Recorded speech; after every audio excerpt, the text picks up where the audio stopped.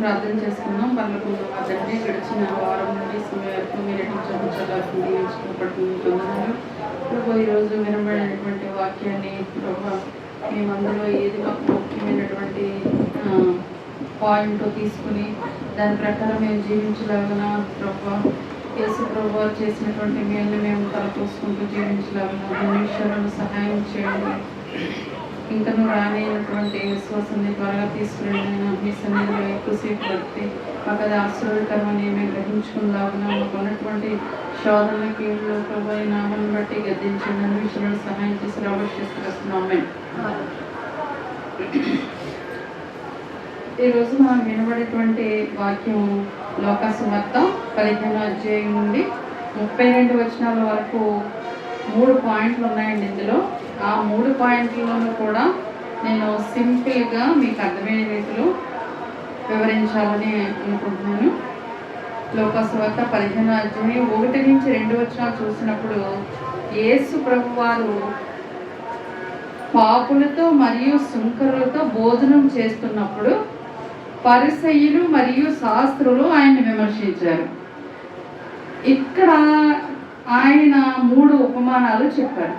ఎందుకు ఉపమానాలు చెప్పారంటే, యేసుప్రభు వారు పాపులతో కలిసి భోజనం చేయడం అక్కడ పరిసయ్యులు మరియు శాస్త్రులు విమర్శించారట. పాపులతో కూర్చున్నారేంటైనా, వాళ్ళతో కలిసి భోజనం చేస్తున్నారేంటి అని ఆయన్ని ఎత్తి చూపిస్తున్నారు. అయితే అలాంటి వాళ్ళందరి గురించి ఆయన 3 కథలు చెప్పారంట. అక్కడ ఉన్నటువంటి శిష్యులందరికీ, అక్కడ ఉన్నటువంటి ప్రజలకి, అక్కడ ఉన్నటువంటి గుంపుకి, సమూహానికి ఆయన ఎక్కువ ఉపమానాలు చెప్తూ ఉండేవారు. ఆ ఉపమానాల్లో ఒక సత్యాన్ని మనం గ్రహించే విధంగా ఆయన మనకు బోధించేవారు.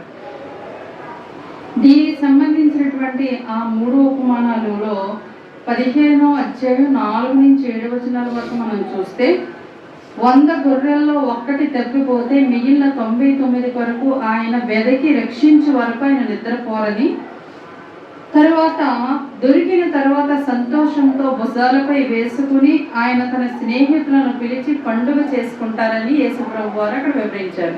మొదటి ఉపమానం. రెండవ ఉపమానం 15వ అధ్యాయం 8 నుంచి 10 వరకు తప్పిపోయిన నాణ్యం గురించి చెప్పబడింది. అక్కడ ఒక స్త్రీకి 10 వెండి నాణాలు ఉన్నాయి. ఆ 10 వెండి నాణాల్లో 1 తప్పిపోతే ఆ స్త్రీ వదిలివేయదు. ఏం చేస్తుంది? ఒక దీపం వెలిగించి ఇల్లంతా శుభ్రంగా తుడిచి అది దొరికే వరకు కూడా వెతుకుతూనే ఉంటుంది. దొరికిన తర్వాత తన స్నేహితులను పిలిచి సంతోషిస్తుంది. ఇక 3వ ఉపమానం. ఈ 2 ఉపమానాలు చెప్పిన తర్వాత 3వ ఉపమానం కూడా ఇది చెప్పారు. ఏమని చెప్పారు? 15వ అధ్యాయం 11 నుంచి 32 వచనాల వరకు చూసినట్టయితే, ఈ ఉపమానంలో ఒక తండ్రికి 2 కుమారులు ఉంటారు. ఆ చిన్న కుమారుడు తన భాగాన్ని తనకి ఇచ్చేయమని తండ్రి దగ్గర నుంచి తీసుకొని దూర ప్రాంతం వెళ్ళిపోయి దుర్వ్యాపారాలు చేసి అతను వ్యర్థంగా సొమ్మంతా కూడా ఖర్చు పెట్టి అతను పాపపు ఊబిలో కూరుకుపోయి తిరిగి పశ్చాత్తాపడి తన గృహానికి మళ్ళా తన తండ్రి దగ్గరికి చేరినట్టుగా అక్కడ మనం చూస్తున్నాం. అయితే అతని తండ్రి అతన్ని రిజెక్ట్ చేయలేదు. నువ్వు నాకు వద్దు పొమ్మనలేదు. కరుణతో ఆహ్వానించాడు, ప్రేమించాడు, స్వీకరించాడు. మరలా తిరిగి గొప్ప విందు చేసి ఆ కుమారుని యొక్క రాకను తన సంతోషంగా మార్చుకున్నాడు. అయితే ఇక్కడ మనం గమనించవలసింది ఈ 3 ఉపమానాల్లో, ఈ 3 ఉదాహరణలో మనం చేయవలసింది ఏంటంటే, యేసు ప్రభు వారు ఎక్కడ చేసిన ప్రసంగాలు కానీ ఉపమానాలు కానీ అన్నీ కూడా అందులో ఒక పరమ రాజ్య రహస్యాలు ఉండేవి. అంటే మనకి రాబోయే రాజ్యంలో మనం వారసులుగా కావాలి అని అంటే, మనం అక్కడ స్థానం సంపాదించాలి అంటే మనలో కొంత నీతి అనేది ఉండాలి, విశ్వాసత అనేది ఉండాలి అని ఒక పరమ రాజ్య నీతి రహస్యాలు అందులో ఉండేవి. అంతేకాకుండా సత్యాలు దాగి ఉండేవి. అందులో ఒక సత్యాన్ని మనం తీసుకొని దాన్ని ఆచరించే విధముగా ఉండేది. ఈ 15వ అధ్యాయం అంతా కూడా ఈ బైబిల్ గ్రంథంలోనే చాలా ప్రత్యేకించబడినటువంటి అధ్యాయం అటిది. ఈ 15వ అధ్యాయము లోకాసువార్త 15వ అధ్యాయంలో ఉన్నటువంటి ఈ 3 ఉపమానాలు కూడా మొత్తం ఎంటైర్ బైబిల్ గ్రంథంలోనే ఒక ప్రత్యేకత ఉందట ఈ అధ్యాయానికి. అయితే మనందరం కూడా ఎప్పుడో ఒక్కొక్కసారి చూపులో కానీ, ఆలోచనలో కానీ, ఉద్దేశాల్లో కానీ, దేవునికి ఇచ్చుట్లో కానీ, దేవుని దగ్గర నుంచి తీసుకోవడంలో హాయిగా తీసుకుంటాం కానీ, దేవునికి ఇచ్చే విషయంలో కానీ అన్ని విషయాలను కూడా మనం తప్పిపోయిన వారమే. అంటే ఇక్కడ పోయిన వాటిని మనం వెదకి ఎలా పట్టుకుంటామో అలాగే మనల్ని మనం కూడా మన మనస్సుని, తప్పిపోయినటువంటి మనసుని తిరిగి యథాస్థితికి తెచ్చుకునేటువంటి పరిస్థితి దేవుడు మనకి తీసుకురావాలని ఈ వాక్యం మనకి చెప్తుంది. దేవుడు తన చెయ్యి చాపి నిన్ను నన్ను పిలుస్తున్నారు. ప్రతిరోజు కూడా నిత్యము కూడా నిన్ను నన్ను హక్కును చేర్చుకుంటున్నారు. చిన్న కుమారుడు తన తండ్రి దగ్గరికి తన తప్పు తెలుసుకుని మళ్ళా తన తండ్రి దగ్గరికి వచ్చి మారు మనసు పొందినట్టు ఇక్కడ చూస్తున్నాం. అయితే మొదటి ఉపమానంలో మనం ఏం చూస్తాం?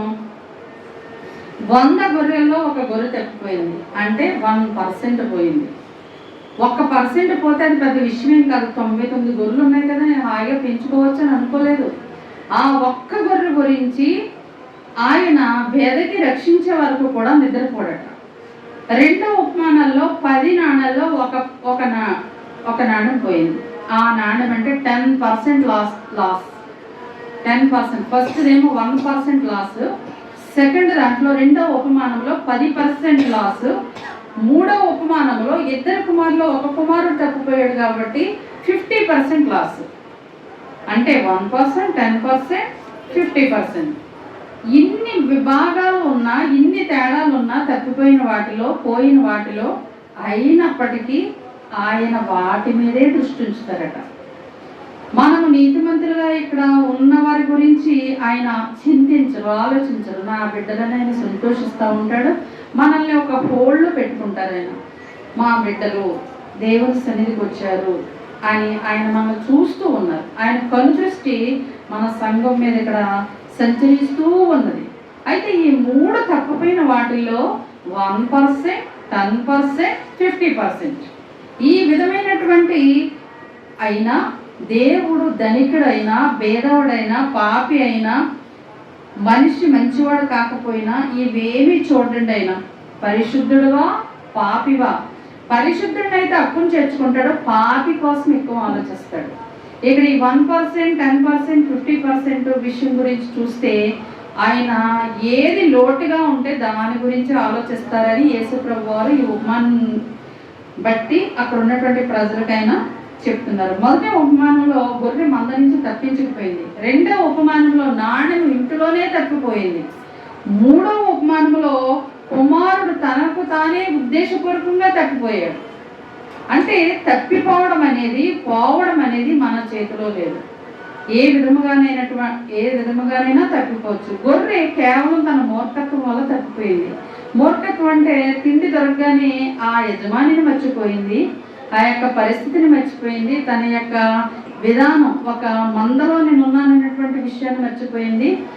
తనకి తిండి దొరికి లోకరీత్యా తను సుఖపడే పరిస్థితి వచ్చిన వెంటనే దేవుడిని మరిచి పక్కకు వెళ్ళిపోయిందని ఇక్కడ ఈ ఉపమానం ద్వారా మనం తెలుసుకోవాలి.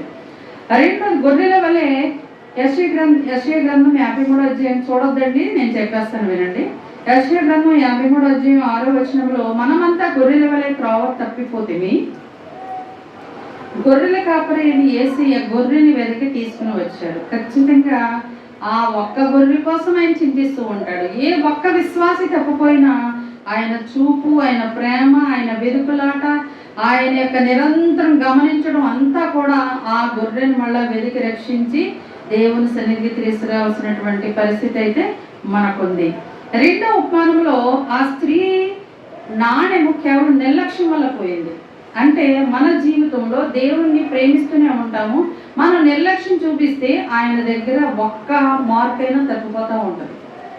ఒక్క పరిస్థితిలో మనం టక్కుమని జంప్ అయిపోయే పరిస్థితి ఉంటుంది. అంటే నువ్వు ప్రార్థనా జీవితంలో పక్కకు వెళ్ళిపోయినా, నువ్వు విశ్వాసంలో పక్కకు వెళ్ళిపోయినా, నీ యొక్క ప్రవర్తనలో పక్కకు వెళ్ళిపోయినా, ఏ ఒక్క విషయంలో నువ్వు తప్పిపోయినా కానీ దేవుడు చూస్తూ ఉంటాడు. అంటే మన నిర్లక్ష్యమే మనం అనుభవించవలసిన శిక్ష అనుభవించవలసిన పరిస్థితి వస్తుంది. గొర్రె నాణ్యము రెండు కూడా దేనికి సాదృశ్యంగా ఉన్నాయని చెప్తున్నాడంటే పాపికి గుర్తుగా ఉన్నాయని చెప్తున్నారు ఇక్కడ. అంటే ఇది క్రైస్తవునికి సూచనగా ఉంది. క్రైస్తవుడు అనేక సందర్భాల్లో తప్పిపోతూ ఉంటాడని మొదటి ఉపమానం మనకు చెప్తుంది. రెండవది మన ప్రవర్తనలో మనం ఒక్కటి దిగజారిపోయినా ఆయన చూపు మన మీద ఉంటూనే ఉంటుంది. ఇక్కడ స్త్రీ సంఘానికి, సంఘ కాపరికి, సంఘ పరిచర్యకి, సంఘ పెద్దలకి, సంఘ విశ్వాసములకి సూచనగా ఉంది. అంటే ఒక్క విషయంలో నువ్వు లోటుగా ఉన్నా కానీ నీ విశ్వాసం కోల్పోతావని ఆయన అక్కడ ఉపమాన రీతిగా చెప్తున్నారు. యేసు ప్రభు వారు ఎక్కువగా చెడిపోయిన వారి గురించి, అవిశ్వాసాల గురించి బాధపడుతూ ఉంటారట. ఆయన క్రీస్తు వద్దకు చేరాలని మనకు బాధ్యతలు గుర్తు చేస్తూ ఉంటారు. ఈ ఉపమానాలను బట్టి మనం ఏం నేర్చుకోవాలంటే, మనకి చాలా బాధ్యత ఉంది, మనం చాలా విశ్వాసంగా ఉండాలి, మనం నిరీక్షణ కలిగి ఉండాలి, నిబ్బరం కలిగి ఉండాలి, ధైర్యం కలిగి ఉండాలి, ఏక మనసు కలిగి ఉండాలి, ఏక విశ్వాసం కలిగి ఉండాలి, సహోదర ప్రేమ కలిగి ఉండాలి. ఇవన్నీ కూడా క్రీస్తు యేసు ప్రేమలోనే మనకు లభిస్తాయి అనేది ఉపమాన రీతిగా ఆయన చెప్తున్నారు. మూడో ఉపమానంలో ఏముందంటే, తనకు తానుగా తీసుకున్నటువంటి నిర్ణయానికి చిన్న కుమారుడు ఏం చేశాడు తెలుసా? పంది పొట్టు తినవలసినటువంటి పరిస్థితి తెచ్చుకున్నాడు, దిగజారిపోయిన స్థితి తెచ్చుకున్నాడు. తన తండ్రి అనేక మందికి ఆహారం ఇచ్చే పరిస్థితిలో ఉన్నాడు, అనేక మందికి విందు చేసేటువంటి స్థితిలో ఉన్నాడు. ఆయన గొప్ప ధనవంతుడు, ఆయన మంచి పేరు కలిగినటువంటి గొప్ప వ్యక్తి, ఐశ్వర్యవంతుడు, ధనికుడు, అనేక మంది దరిద్రులకి ఆయన ఆహారం పెట్టేటువంటి పరిస్థితిలో ఉన్నప్పటికీ ఈ చిన్న కుమారుడు తీసుకున్నటువంటి ఆహారాన్ని మర్చిపోయి, తీసుకున్న ప్రేమని నిర్లక్ష్యం చేసి తండ్రి దగ్గర నుంచి దూరంగా పారిపోయిన స్థితి చూస్తున్నాం. ఇక్కడ మనం గమనించినట్టయితే మనం కూడా దేవుని యొక్క ప్రేమను అనేక సందర్భాల్లో పొందుకుంటున్నాం. ఆయన ఇచ్చేటువంటి దీవెనలు, ఆయన ఇచ్చే ఆశీర్వాదాలు, ఆయన ఇచ్చేటువంటి కనికర, ఆయన ఇచ్చేటువంటి ప్రేమ, ఇవన్నీ మనం పొందుకుంటేనే ఒకసారి మనం పక్కకు మరలిపోతూ ఉంటాం, చిన్న కుమారులా తప్పిపోతూ ఉంటాం. అయితే చిన్న కుమారుడు తొందరగానే తను చేసినటువంటి తప్పులు తెలుసుకుని మళ్ళా రక్షణ పొందినట్టుగా మనం ఇక్కడ చూస్తున్నాం. తన చిన్న కుమారుడిని వెదగటానికి ఎవ్వరూ వెళ్ళలేదు, గొర్రెని వెదగటానికి వెళ్ళారు, తీసుకొచ్చారు. చిన్న కుమారుడు తనకు తాను చేసినటువంటి తప్పును తెలుసుకుని మళ్ళా రీబ్యాక్ అయినటువంటి పరిస్థితి ఉంది. ఇక్కడ తనకు తానుగా వచ్చాడు అంటే మనం మన తప్పు తెలుసుకుని తొందరపాటు తీసుకున్నా మళ్ళా వెంటనే మనం పరీక్షించుకుని మనం నిదానపరుచుకుని మళ్ళా మనల్ని రీజనరేట్ చేసుకుని దేవుని సన్నిధికి వచ్చేయాలని ఈ ఉపమానం మనకు చెప్తుంది. యేసు ప్రభు వారు 99 నీతిమంతుల విషయంలో కంటే ఆ ఒక్క విశ్వాసి గురించి చాలా సంతోషించారట. మళ్ళా వెనక్కి తప్పిపోయినటువంటి గొర్రెని తీసుకుని వెనక్కి వచ్చినప్పుడు. అయితే ఒక్క పాపి విషయమే పరలోకంలో దేవుడు యేసు ప్రభు వారు చాలా సంతోషిస్తారు. నీతిమంతుల గురించి ఆయన సంతోషిస్తూ ఉంటారు, ఆయన జ్ఞాపకం చేసుకుంటారట. ఆ ఒక్క వ్యక్తి గురించి అమ్మో నేను అనుకున్నట్టుగా ఆ వ్యక్తి మళ్ళా వెనక్కి వచ్చేసాడు, ఆ తప్పిపోయినటువంటి గొర్రె మళ్ళా వెనక్కి వచ్చేసింది. దేవుని యొక్క మహిమని, దేవుని యొక్క మేలుని, దేవుని యొక్క కృపని తల పోసుకుంటూ జ్ఞాపకం చేసుకుంటూ వెనక్కి వచ్చేస్తాడని చాలా సంతోషంగా అతిశయపడతాడంట. ఆయన నీతిమంతుల గురించి ఆయన అతిశయపడతాడంటే గర్వపడతాడు. నా విశ్వాసి మళ్ళా నా దగ్గరికి చేరుకున్నారు అనేటువంటి ఒక ప్రేమ అయితే ఆయనలో ఉంటది. ఇక్కడ నీతిమంతులని అతిశయిస్తున్నారు కదా పరిసయ్యులు. అదేంటి ఆయన పాపులతో కూర్చొని భోజనం చేస్తున్నాడని? ఆయన పాపుల్ని ఎక్కువ ప్రేమిస్తాడండి, ఆయన అవిశ్వాసం దగ్గరికి ఎక్కువ వస్తాడు. అలాంటి పరిస్థితుల్లో పరిసయ్యుల్ని గురించి శాస్త్రుల్ని హెచ్చరిస్తున్నాడంట, నువ్వు నీతిమంతుడు అని అనుకునవద్దు. ఎవరైతే పాపులుగా తప్పిపోయారో వాళ్ళని హక్కుని చేర్చుకున్నటువంటి పరిస్థితి అయితే నా దగ్గర ప్రేమ ఉంది అని ఉపమానం ద్వారా చెప్పబడుతుంది.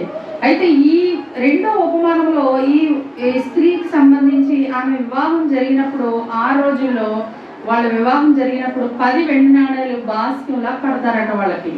ఆ 10 వెండి నాణేలు ఆమె చాలా జాగ్రత్తగా దాచుకోవాలన్నటువంటి పరిస్థితి. కానీ ఆమె ఒక వెండి నాణ్యం పోగొట్టుకుంది. ఆ వెండి నాణ్యాన్ని ఆమె ఇల్లంతా చీకటిలో తుడుస్తూ దీపాన్ని వెలిగించి చాలా జాగ్రత్తగా వెతుకుతుంది. ఈ జాగ్రత్తగా వెతకడానికి 2 కారణాలు ఉండొచ్చు. ఎందుకంటే అది తన పెళ్లికి గుర్తుగా ఉన్నటువంటి వెండి నాణ్యం, రెండోది చాలా ఖరీదైనటువంటి వెండి నాణ్యం, చాలా అవసరం ఉండి ఉండొచ్చు ఆమెకి.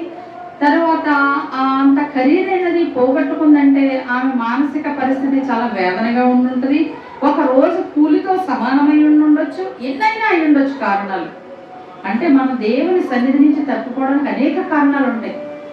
మళ్ళీ మనమే హెచ్చించుకుంటామేమో, మళ్ళీ మనమే చాలా దేవుని మీద నేరాలు వేసి తప్పిపోతున్నామో, ఇవన్నీ గమనించుకొని మరలా దేవుని దగ్గరికి వెతుక్కుంటూ రావాల్సినటువంటి స్థితి అయితే మనకుంది. తన కుటుంబ అవసరతకు ఉపయోగించుకోవచ్చు. ఒక్క పాపి మారు మనసు పొందితే దేవుడునంట దేవదూతలు ఎంతో ఆనందిస్తారు. దేవుడే కాదు, దేవదూతలు కూడా ఆనందిస్తారు. ప్రభు జ్ఞాపకం చేసుకుంటున్నాడు ఏమనంటే, నా బిడ్డలు తప్పిపోయినా మరలా నా దగ్గరికి తిరిగి వస్తారు. ఈ 10 వెండి నాణ్యాలు వివాహ బంధానికి గుర్తుగా ఉంది, అంటే సంఘానికి గుర్తుగా ఉంది, సంఘంలో ఐక్యతకి గుర్తుగా ఉంది. సంఘంలోంచి తప్పిపోయినా మళ్ళా తిరిగి దేవుని మార్గంలో నడవలసినటువంటి బాధ్యత అయితే ఒక స్త్రీగా ఉంది. స్త్రీ అంటే సంఘానికి గుర్తుగా ఉంది.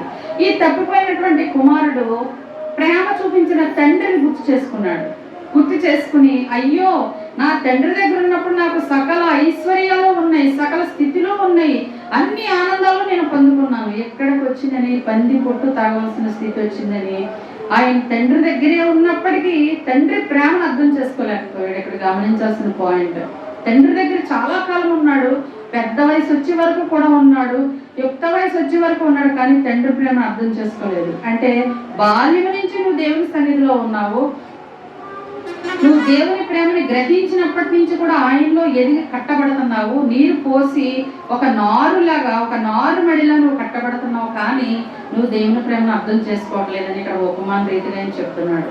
అంటే కొన్ని సందర్భాల్లో మనం కూడా తండ్రి దగ్గర నుంచి పక్కకు పారిపోతూ ఉన్నాం. కొన్ని కష్టాలు వచ్చినప్పుడు, కొన్ని బాధలు వచ్చినప్పుడు మనం పారిపోతూ దూరంగా వెళ్ళిపోతున్నాం. అయితే తండ్రికి కుమారులు కలిసి ఉండటం ఆయనకి చాలా సంతోషకరమైన విషయం. అంటే తన బిడ్డలందరూ కూడా తండ్రితో సంబంధం కలిగి తండ్రి దగ్గర విజ్ఞాపన చేస్తూ, కృందాస్తులు చెల్లిస్తూ, ఆయన స్తుతిస్తూ, ఆయన ఘనపరుస్తూ ఉంటే తండ్రి చాలా సంతోషిస్తారట. గమనించండి, చిన్న కుమారుడు మారు మనసు పొంది రక్షింపబడిన పాపికి సూచనగా ఉన్నాడు. అయితే మనం ఏమన్నా తప్పులు చేసినా మళ్ళా తిరిగి దేవుని సన్నిధికి మరలా ఎవరు మనల్ని అడ్డు పెట్టకుండానే వచ్చేసి, దేవా నేను తప్పు చేశాను, నీ మార్గం నుంచి పక్కకు వెళ్ళిపోయాను. కొన్ని సందర్భాల్లో నేను విసుక్కున్నాను, నీ సన్నిధికి వచ్చినా నాకు ఏం మేలు జరగలేదని నేను విసుక్కున్నాను, అయినప్పటికీ మళ్ళా నన్ను చేర్చుకోతండి నువ్వు ప్రార్థన చేస్తే ఆయనే కాదు, దేవుడే కాదు, దేవదూతలు కూడా సంతోషిస్తారు. పరమందు ఉన్నటువంటి దేవదూతలు అందరూ కూడా చప్పట్లు కొట్టి ఆహ్వానిస్తూ ఉంటారు. ఇక కుమారులు తండ్రితో కలిసి ఉన్నప్పుడు కుమారుల క్షేమం గురించి ఎవరూ చూడక్కర్లేదండి. మనం దేవుణ్ణి ఆనుకుని ఉన్నామనుకోండి, ఎవరు చూడవలసిన అవసరం లేదు. ఎందువల్లంటే ఆయన చూసుకుంటారు అన్నీ కూడా. మన కష్టం వచ్చిందనుకోండి, బాధ వచ్చిందనుకో ఆయన చూసుకుంటారు. మనకేం వర్రీ, ఇప్పుడు మ్యారేజ్ అవ్వకుండా తల్లిదండ్రులు చూసుకుంటారు, మ్యారేజ్ అయిన తర్వాత భర్త చూసుకుంటాడు, తర్వాత మనల్ని అందరినీ భర్త కానీ తల్లిదండ్రులు కానీ అందరినీ చూసుకునేది ఆ దేవుడు. ఆ దేవుడు మాత్రమే మనల్ని ఎత్తి పెట్టి నడిపిస్తారు. అది అందరూ కూడా గమనించాలి. తండ్రి ప్రేమ క్రమశిక్షణ అనేవి ఆస్తి పాస్తుల కన్నా ఎక్కువైన ఆశీర్వాదాలు ఉంటాయంట. తండ్రి యొక్క ప్రేమ క్రమశిక్షణవి అనేవి మనకి ఆస్తి పాస్తులతో సమానం. మనల్ని మన తండ్రి కానీ మన తల్లి కానీ మనకి చక్కని ఒక క్రమశిక్షణ నేర్పిస్తారు. పెద్దవాళ్ళతో ఎలా ఉండాలి, ఎలా మాట్లాడాలి, దేవుని దగ్గర ఎలా జీవించాలి, నలుగురిలోనే ఉన్నప్పుడు ఎటువంటి పరిస్థితుల్లో మనం ఉండాలనేటువంటి నేర్పించవన్నీ కూడా ఆస్తిపాస్తులే. అదేవిధంగా దేవుని దగ్గర ఏ విధమైన క్రమశిక్షణ కలిగి ఉన్నావు, ఎటువంటి నిరీక్షణ కలిగి ఉన్నావు, ఎటువంటి విశ్వాసంతో ఉన్నావు, ఎటువంటి నిబద్ధత కలిగి ఉన్నావు, ఇవన్నీ ఎడతెక్క ఎలా ప్రార్థిస్తున్నావు, ఇవన్నీ కూడా మనకు ఆస్తిపాస్తులే. అంటే దేవుని మార్గంలో మనం జీవిస్తూ ఉంటే ఇవన్నీ కూడా మనకి క్రమశిక్షణ కలిగినటువంటి జీవితాన్ని మనకిస్తాయి. లోకాసువార్త 8:4-8లో నీ విశ్వాసం నిన్ను స్వస్థపరుస్తుంది. మనల్ని ఎలా అంటే మన విశ్వాసం మనల్ని స్వస్థపరుస్తుంది. నీ యొక్క విశ్వాసాన్ని బట్టి నీకు ఎన్ని కష్టాలు బాధలు వచ్చినవి తోసివేసి నువ్వు దేవుని దగ్గరే నిలబడగలవు. దేవుని దగ్గరే నేను పొందుకుంటాను జవాబు అనేటువంటి విశ్వాసం నిన్ను ఒక మనిషిగా, ఒక ఆత్మీయ పరంగా, ఒక శారీర పరంగా నిన్ను స్వస్థపరుస్తూ ఉంటుంది. కీర్తన గ్రంథం 18:32 ఆయన నన్ను బలపరిచెను. మనల్ని బలపరిచేది ఎవరండి? దేవుడే బలపరుస్తాడు. నీకున్న బాధలు కష్టాలు అన్నీ కూడా ఆయనకి తెలుసు. నువ్వు అనుకుంటా దేవుడు నన్ను విడిచిపెట్టిన లేదు, నువ్వు ఈ క్షణం వరకు ఇలా ఆరోగ్యంగా ఉన్నావంటే ఆయన నిన్ను బలపరుస్తున్నారని అర్థం. ఎఫెసీయులకు రాసినటువంటి పత్రిక 24వ అధ్యాయంలో దేవుని కృప అపారము మన పట్ల, ఆయన ప్రేమ అమితం. ఎంత ప్రేమ అంటే ఆయనకి మన పట్ల తప్పిపోయినా మనల్ని మళ్ళీ హక్కును చేర్చుకున్నటువంటి ప్రేమ. తండ్రి ఎలా చేర్చుకున్నాడో తన చిన్న కుమారుణ్ణి, అంతకన్నా ఎక్కువగా మనల్ని ఆశీర్వాదాలతో ఆయన నింపుతూ ఉంటాడు. యోహాను సువార్త 10వ అధ్యాయం 11వ వచనం ఒకసారి ఎవరైనా దొరికితే చదవండి. యోహాను సువార్త 10వ అధ్యాయం 11వ వచనం.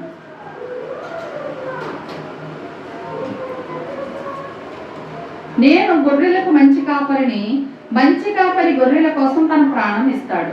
నేను గొర్రెల కాపరిని, మీ అందరికీ నేను కాపరిని. నేను మిమ్మల్ని ఆశీర్వదిస్తాను, ప్రేమిస్తాను, ప్రాణం ఇస్తాను. ఆల్రెడీ ఆయన ప్రాణం ఇచ్చేసారని కొత్తగా ఇవ్వాల్సింది ఏమీ లేదు. కాబట్టి నిరీక్షణ కలిగిన జీవితంతో మనం ఈ 3 ఉపమానాలలోనూ పాపిని తరిమి వేసి రక్షణ చేత పట్టుకుని ఆయన మార్గంలో, ఆయన సన్నిధిలో మనం నడవాలి. 1 పేతురు 5వ అధ్యాయం 7వ వచనంలో ఆయన మిమ్మల్ని గురించి చింతించుచున్నాడు కనుక మీ చింత యావత్తు ఆయన మీద వేయడు. మనకి ఇంకా చింత మిగిలిపోయింది లోపల. మనలో ఉన్న బాధ ఎంత ఉందో అది మనకి మాత్రమే తెలుసు. కొన్ని చెప్పలేము, కొన్ని చెప్పగలము. కానీ నీ చింత యావత్తు ఆయన మీద వేస్తే ఆయన నిన్ను ఆ చింత నుంచి బయటకు తీసుకొచ్చి నిన్ను మహిమకరముగా బలపరుస్తానని దేవుని వాక్యం సెలవిస్తుంది. అయితే ఇందులో ఈ 3 ఉపమానాల్లో మనం తీసుకోవాల్సినటువంటి ప్రధానమైనటువంటి పాయింట్స్, ప్రధానమైనటువంటి ముఖ్యమైన విషయం ఏంటి? దేవుడు తప్పుపైన ప్రతి ఆత్మను ఎంతో విలువైనదిగా భావిస్తాడు. ఫస్ట్ ఉపమానంలో ఏది తప్పుపోయినా ఆయన బాధపడుతూ ఉంటాడు, విలపిస్తూ ఉంటాడు, కన్నీరు కారుస్తూ ఉంటాడు, ఖచ్చితంగా వెతికి మళ్ళీ పట్టుకుని వెనక్కి తీసుకొస్తాడు. రెండోది, పశ్చాత్తాపడి దేవుని వైపు తిరిగే వారిని దేవుడు ఆనందంతో స్వీకరిస్తాడు. మళ్ళీ పశ్చాత్తాపం ఆయన కోరుకుంటున్నాడు. ఖచ్చితంగా మనం పశ్చాత్తాపడితే ఆయన సంతోషంగా మళ్ళీ స్వీకరిస్తాడు. తన తప్పును తెలుసుకున్నది ఈ విశ్వాసి అనే ఒక ప్రేమ అయితే ఆయనలో ఉంటుంది. మూడవదిగా, పరిసయ్యుల వలె కాకుండా దేవుడు పాపులను స్వీకరిస్తాడని యేసు చెప్పాడు. పరిసయ్యులు మేమే చాలా గొప్పవాళ్ళమని, మేమే చాలా విశ్వాసమని వాళ్ళు చెప్పుకునేటువంటి స్థితి కాదు ఆయనకు కావాల్సింది. ఆయన్ని స్వీకరించేటువంటి స్థితి కావాలి. పరిసయ్యుల వలెటువంటి మనం హెచ్చించుకునే స్థితి కాదు. మనల్ని మనం దేవుని దగ్గర హెచ్చించుకునే స్థితి మనకు కావాలని ఆయన ఈ ఉపమానం ద్వారా బోధిస్తున్నారు. అంటే పాపులను చేర్చుకొనుట పరిసయ్యులకి లోకరీత్యా కొంతమందికి ఇష్టం ఉండదు. కానీ దేవుడు ప్రతి ఒక్కళ్ళని ఆప్యాయతగా, ప్రేమగా చేర్చుకుని ప్రతి ఒక్కళ్ళని కూడా భుజము తట్టి, వెన్ను తట్టి, గట్టిపరిచి అందరినీ కూడా సంతోషమైనటువంటి, ప్రతి కుటుంబంలో సంతోషకరమైన జీవితాన్ని ఆయన నింపుతాడు, వెలుగును నింపుతాడు. కాబట్టి ఆయన మనల్ని బలపరచాలంటే మన విశ్వాసం బలపడాలి. మన విశ్వాసం మనల్ని స్వస్థపరుస్తుంది. ఈ వాక్యం దేవుడు ఆశీర్వదించును గాక.